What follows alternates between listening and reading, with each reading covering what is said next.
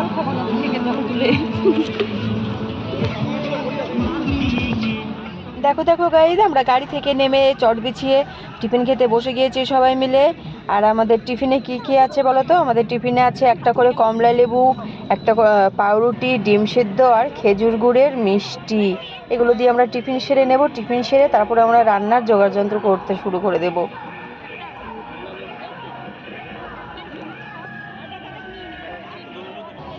আমরা সবাই মিলে হাতে হাতে সবজিগুলো সবাই কেটে নিচ্ছি, তারপরে রান্না বসিয়ে দেওয়া হবে।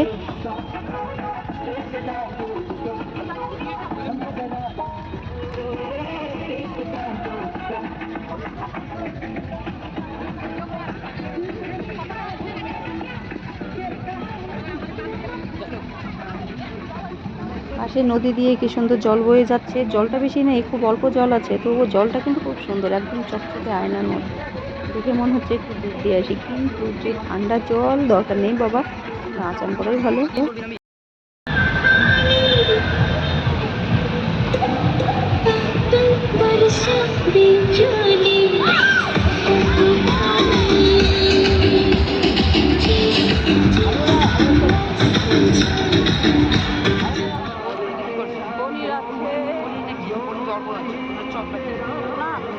পনির হবে, সবজি হবে, চিকেন হবে, মাটন হবে, আমরা পিকনিকে এসে রিমি কোথায় যাই না।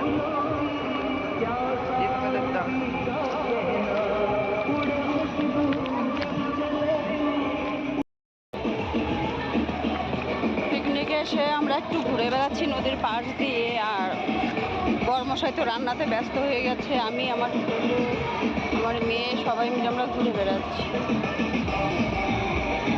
তাই এত সুন্দর ঠান্ডা জল দেখে আমার আর কিছুতেই সহ্য হচ্ছিল না, তাই আমি একটু জলে পা ভিজিয়েই নিলাম। আসলে এত সুন্দর ঠান্ডা ঠান্ডা জল আর ভালোই লাগছিল, কারণ তখন তো পুরো রোদ্দুর উঠেছিল। আর দুপুরবেলায় ঠান্ডা জলে পা ডুবিয়ে বসে থাকলে সেই আরাম লাগে। আমি আর আমার মেয়ে অনেকক্ষণ পাথরের উপর বসে জলের সঙ্গে খেলা করছিলাম।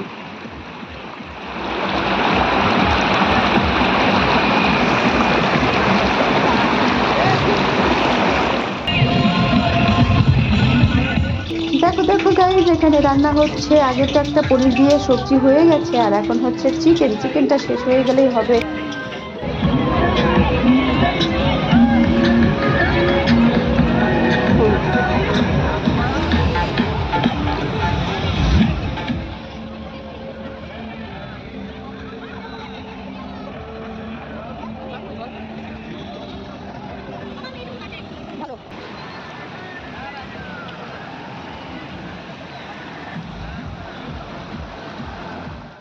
গাইস, বিকেল হয়ে গেছে কিন্তু আমাদের এখনো খাবার রেডি হয়নি। এখনো মাংস হচ্ছে, মাংসটা রান্না হওয়ার পরে আমরা খাওয়া দাওয়া করবো।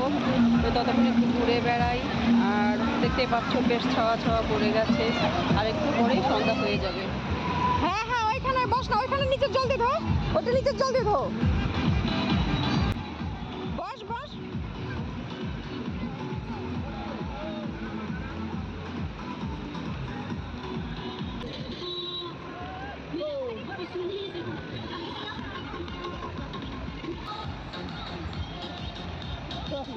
আমার মেয়ে জল থেকে খুঁজে খুঁজে একটা পাথর বের করছে। পাথর দিয়ে কি হবে? কি হবে মিষ্টি? পাথর দিয়ে শিবলিঙ্গ, পাথর দিয়ে একটা শিবলিঙ্গ বানাবে। বা শিবলিঙ্গটা বানিয়ে ফেলেছে, আর কি সুন্দর শিবলিঙ্গের মাথাও জল ছাড়ছে। হ্যাঁ, ঠাকুরটা যদি খুবই খুশি হয়ে যাবে, কারণ ঠান্ডা ঠান্ডা তিস্তার জল ঠাকুর পাচ্ছে। আর আমার মেয়েকে অনেক অনেক আশীর্বাদ করে দেবে। চলে যাবি, চল, থাক না।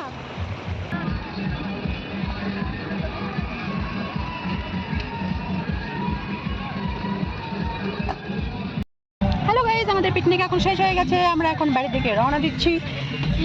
সন্ধ্যা হয়ে এসেছে আর আমাদের অনেকটা লেট হয়ে গেছে। আর বেশি গাড়ি নেই পিকনিক স্পটে, একদম অল্প অল্প গাড়ি আছে। আর ওই দেখো সন্ধ্যাবেলায় পাহাড়ের দৃশ্যটা কেমন দেখতে লাগে, আমার তো খুবই